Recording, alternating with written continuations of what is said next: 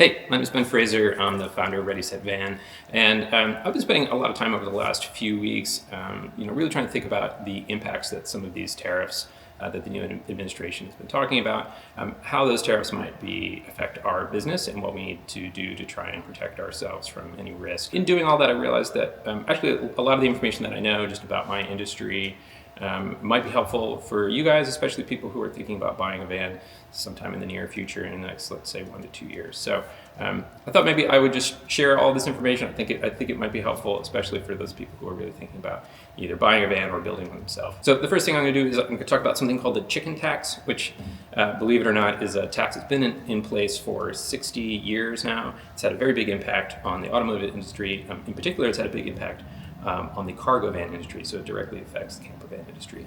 So I'm going to give a history on that because I think it's kind of interesting. From there, we're going to talk about all the different things that the different manufacturers have done, but specifically I'm talking about Mercedes, Ford, and Ram, the different things that they did to try and circumnavigate those taxes.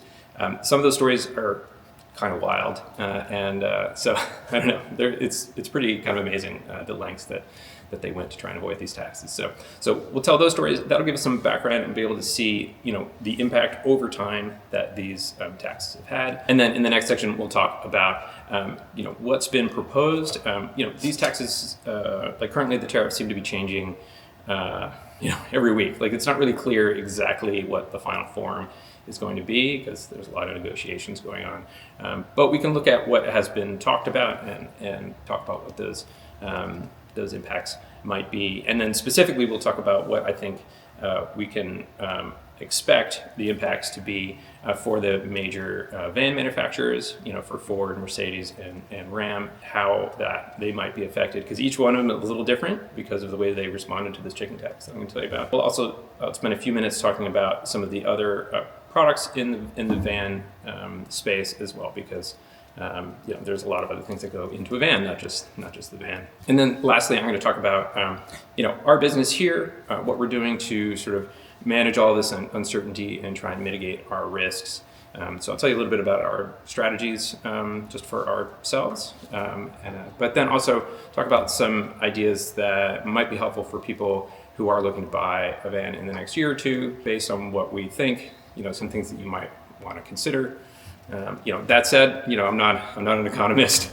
This is financial advice, but there's a lot to cover here. I want to ask one favor here before we get started. This is a hyper political issue in a hyper political time. I really don't want to talk about the politics here at all. I'm really just trying to discuss the sort of the economic impacts and what we can do to kind of work around that and sleep a little better at night. So if you could do me a favor, in the comments below, I would love as much conversation as possible, but please, let's just try and keep the politics out of it. And above all else, please, at least do me the favor, and let's keep it respectful. So, having said all that, let's talk about it. Okay, so we're going to start with the chicken tax, which I recognize is an objectively funny name for a piece of trade policy. But to tell that story, we're going to have to roll back the clock a little bit to 1950s America.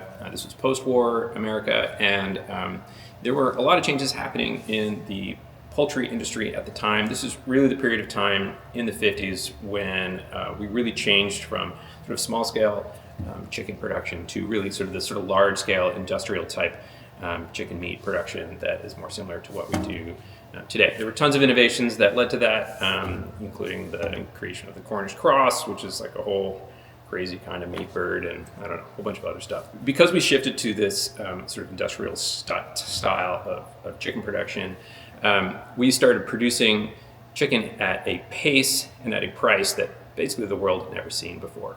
And in America, we just kept making more and more and more, and we were producing more chicken than we could actually even consume ourselves as Americans. For the farmers in America, the export market started to become increasingly important. And by the 60s, we were selling a lot of chicken into Europe. In Europe, they had a much harder time reconstructing and rebuilding after the Second World War, so they were lagging behind us in that marketplace. And when our chicken started entering their marketplace, it was cheaper than they could just grow the chicken themselves. So farmers just couldn't even compete. and it was causing all kinds of problems. And of course, in Europe, you want to be able to make sure that your farmers can survive and can grow food, because you want to have a certain amount of security around your food supply. So Europeans were looking for a way to to handle this issue, and they just decided to put an import tax, a tariff, on American chicken coming into Europe. And that tax was a 25% tax on all chicken coming into Europe. And pretty much immediately, that stopped all American chicken going into Europe, because it kind of fixed the price disparity. Of course, the other effect of that was that the American farmers who were growing all this chicken suddenly had a lot of extra chicken left over. We were exporting about 25% of the chicken that we produce was being exported into Europe. And so all of a sudden, very, very quickly, that chicken had nowhere to go. And, chicken is perishable. So it all got dumped on the market, prices dropped. It was a very challenging time for farmers. It very quickly became an issue that the Johnson administration realized they had to deal with. And so by 1964, they had sort of put together a plan of how they were going to respond to this. Diplomatic efforts didn't work, and so what ended up happening was they were looking for retaliatory tariffs. While Johnson was going through his election cycle at the end of 63, he actually made a deal with the United Auto Workers Union in exchange for their votes, that he would take their request and impose a retaliatory tariff on light trucks coming in from Europe. Most specifically, at the time, this really meant, VW was the one who was really starting to bring in a lot of light trucks, and that was competing in our marketplace in a way that companies like Ford felt very threatened by. I'm sure there was a certain amount of xenophobia also, because it wasn't that long after the war, and all of a sudden the Germans are making vehicles and selling them in the United States, and I'm sure there's some amount of that too. But so they created this retaliatory tariff, that was meant to constrict light trucks coming in as a 25% tariff. So any light truck coming from Europe would be taxed at 25% at the port. And this specifically did a number on all the Volkswagen, that's why you don't really see Volkswagen buses from the 70s. They just don't really, there just aren't very many of them in the United States. And a whole bunch of Volkswagen, little pickup trucks and things like that didn't come in. And it really changed the landscape pretty significantly. So there's a whole range of vehicles that we just don't get in the United States as a result of this. So if you think about, if you've ever traveled, in the developing world, all you see everywhere you look are Toyota Hilux trucks. The Hilux isn't sold in the United States. You think about, the K truck or the Delica. There are a lot. Actually, a good example of one that did manage to come in because they made a funny change to it is the Subaru. I think it's Subaru Brat, which was just a pickup truck, but to get around the rules for a light truck, the rules were that it had to have more than 2 seats. So the Brat, they just stuck 2 plastic seats in the bed of the pickup truck and called it a car, which is pretty funny. That didn't last too long. But the Subaru Brat is kind of a good example of the beginning of companies trying to figure out how to work around these tariffs.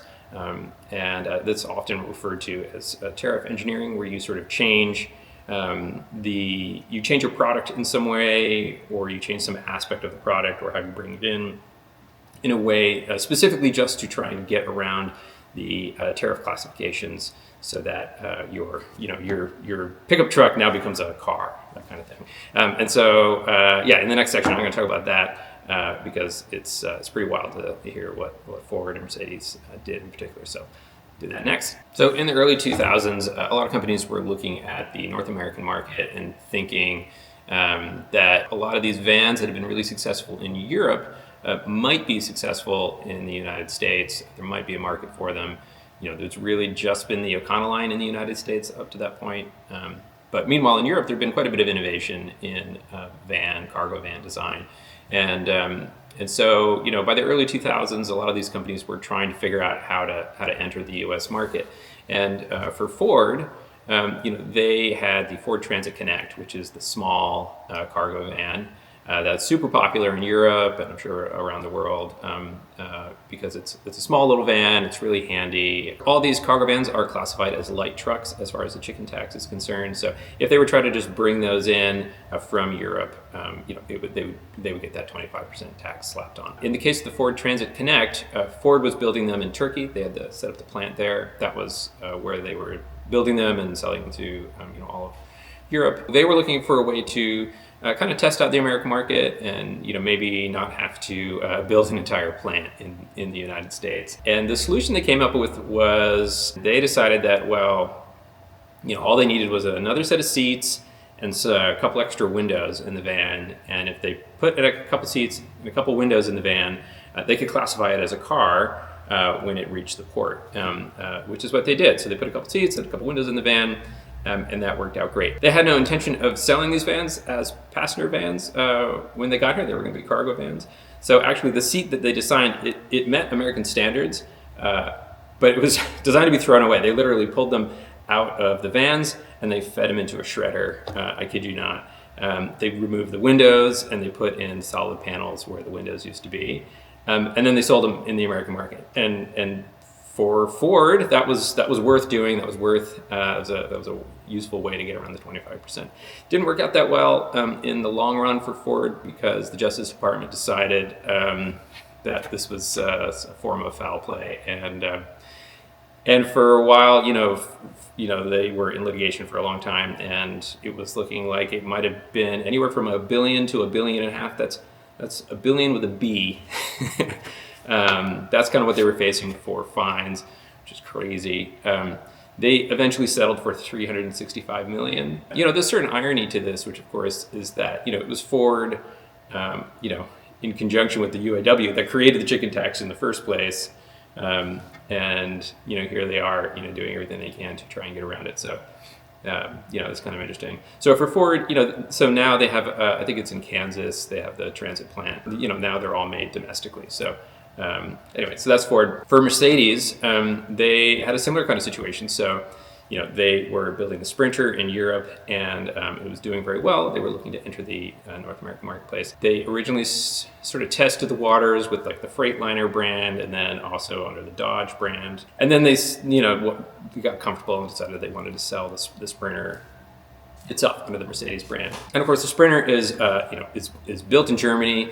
Most of the parts come from different parts of Europe and Eastern Europe. So I've actually looked on some of our Sprinters here and I see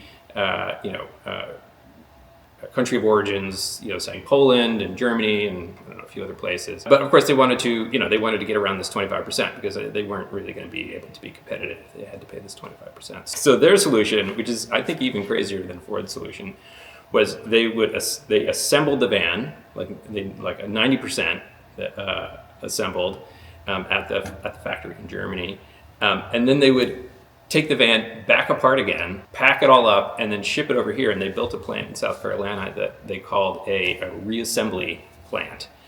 And all these parts would come over, and they would come over basically as like a kit and be like, "This is a whole van, put it back together." And they would call them that. They were called knockdown kits because they would knock the van down, pack it all up, ship it over, I guess, in a container or something. I don't know. And they did that for quite a while. So they were building them in Europe, disassembling them, bringing them back here, reassembling them in South Carolina. The Justice Department didn't have a problem with that. So that was successful for them. It completely boggles my mind that is profitable, but gives you a sense of, how meaningful a 20% import tax is for a company like Mercedes. Interestingly, I think it was 2019, if I remember correctly, it was fairly recently, they actually converted that plant from a reassembly plant to a full assembly plant. And to give you a sense of the kind of change there, when it was a reassembly plant, I think it was 900 workers there. After they switched to a full assembly plant, it actually only increased to about 1,400 workers, if I remember correctly, which gives you a sense of how much, how automated things are these days. It doesn't require that many more people to do the full assembly. That said, also, it's, the full assembly happened in South Carolina, but, all of the parts, the engines, the drivetrains, all that stuff, the stamped parts, all that stuff's still happening in Europe. It's just coming over here and then getting put together in the United States. And the last one is Ram. So actually, you may or may not know this, but the Ram ProMaster is also sold in Europe as the Fiat Ducato. And actually, it started out as the Fiat Ducato first. In fact, I think Fiat Ducato was sold in Europe since the early 2000s, and it was successful over there. Sold quite a lot of them. And same kind of thing. They were looking for a way to enter the American marketplace. They chose a different path. They decided instead to build an entire North American plant, kind of from the beginning, and they built that down in Salado or Salado. I'm not going to say it correctly, but in Mexico. So they built a full plant down there, and a lot of the parts are even made, in North America, Mexico, and the United States. And they rolled that out in 2014. So that's when the ProMaster really started taking off here in North America. And with that choice, they really didn't have to deal with the 25% at all. It was a totally legitimate way to do it. They weren't really evading anything. They would have preferred, I think, probably to have taken so the Fiat Ducato is made in Italy.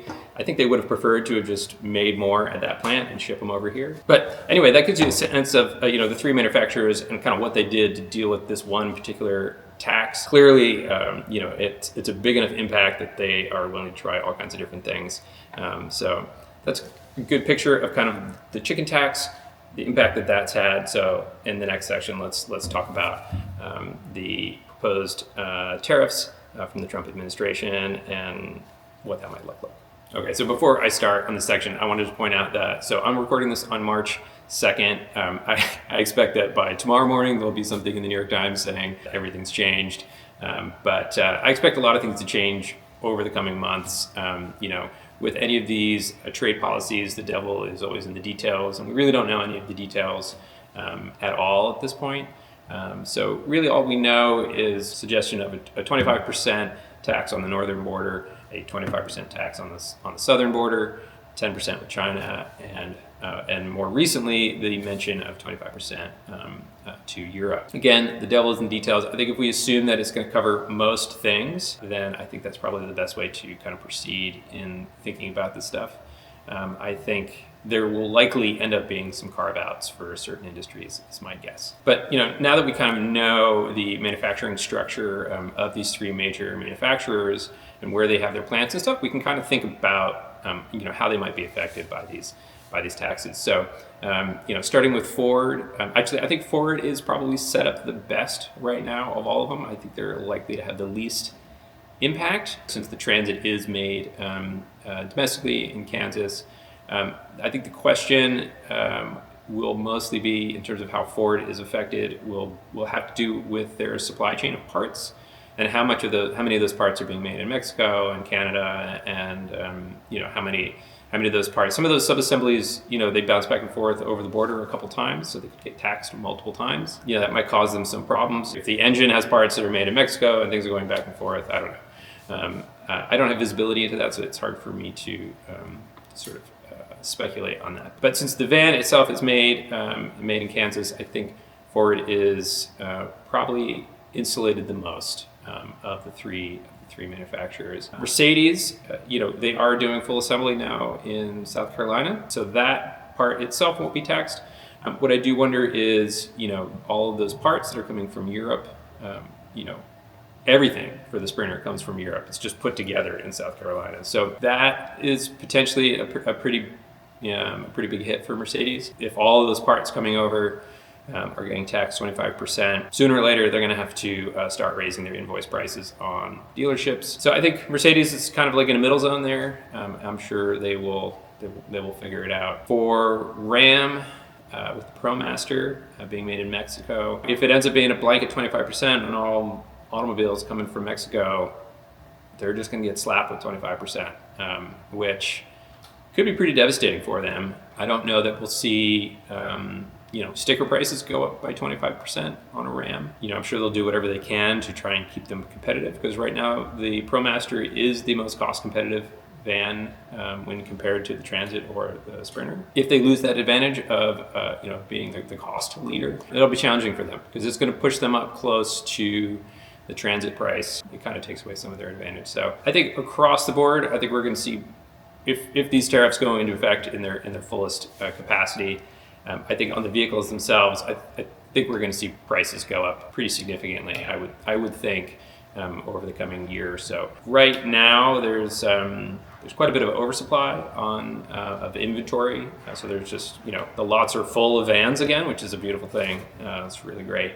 I think if tariffs go into effect and we start getting new vans that are being built under the new tax structure, I think that's when we'll start seeing the new vans going up, and I'm sure the dealers will probably also start creeping up maybe some of their existing inventory to kind of keep their prices the same. I'm not sure actually. So in summary, on at least as far as the vehicles themselves are concerned, I think it's pretty likely that we will, if all these taxes go into effect, I think we'll probably end up seeing anywhere, from 5 to 20% increases in prices of the vehicles themselves. So it's pretty significant. It's potentially, very significant. In terms of all the other components related to van life and related to camper vans, it really depends on the country of origin.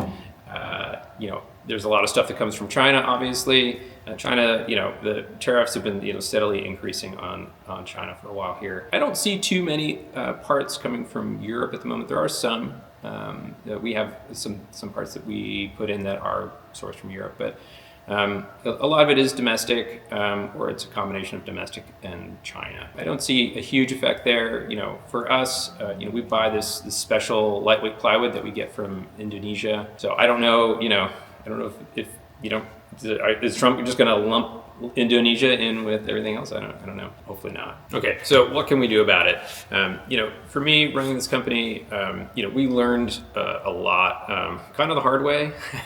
In the last round of inflation that happened, that was associated with the pandemic. We weren't really prepared for it adequately.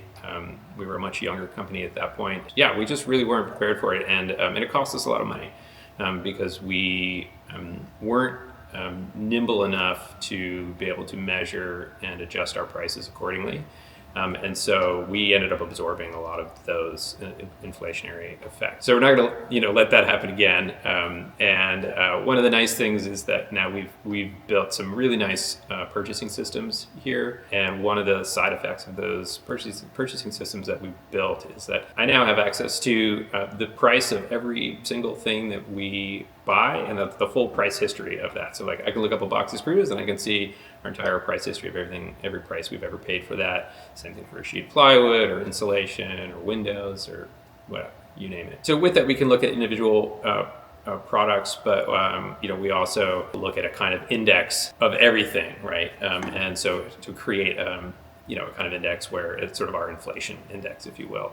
And of course, that's the biggest risk that I currently see us facing is just managing, what happens if inflation takes off, either, whether it takes off slowly or quickly, regardless. That tool is going to be just indispensable just in terms of just a piece of business intelligence that we can make decisions from. In the past, we've typically changed, we've revisited our prices sort of annually.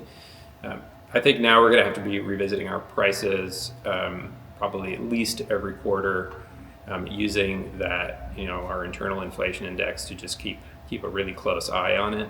Another factor is if we end up with generalized inflation in the economy, then we're probably also going to see a bunch of wage inflation as well. Labor is one of our biggest inputs, obviously. So there are many aspects to it that we're going to have to be keeping an eye on. It used to be that we could give somebody a price sheet and be like, yeah, it's good for a year. If this starts up again, then our price sheets are going to have a much shorter sort of expiration date on them, if you will. If you're somebody who is thinking about, buying a van or building a van yourself, or just getting into this, in the next year or two, I think right now might be the best time to, in terms of the vehicle itself. If you're thinking you might be buying a cargo van to have converted, right now everything that's on the lots is pre-tariff. There's quite a lot of inventory. There's a big surplus of vans across the country right now. So there are actually pretty good prices that you can get if you work at it. which was not the case, until very recently. Dealerships are making deals right now. If these tariffs go into effect, and if it causes inflation, even just in the vehicle price, it could be that a year from now there's a big bump in the cost of vans. And so it makes me think that there's a good chance that right now might be the best prices we'll see, in the next couple of years on a van chassis. It might not change, at all. But if you're somebody who's like, you have the money set aside and you were planning on doing this in the next year, you might want to think about doing at least the van purchase, doing it sooner. And then I also think it's a good idea, if you are looking to engage with a van builder, is also to just talk to them about what their plan is for the possibility of another round of inflation, or just to increase some of these increased costs. And so it's a good opportunity to it's a way to also vet them and just see if it seems like they have their act together, because it's, it can be pretty damaging. We took a pretty big hit a couple years ago when that happened, and learned our lessons. Anyway, I hope this has been helpful. There are no real answers right now, but I think it's good to start thinking about the potential outcomes and think about how to navigate it in a way that protects your interests. So anyway, thanks for being here as always. I hope everything's going great for you, and peace.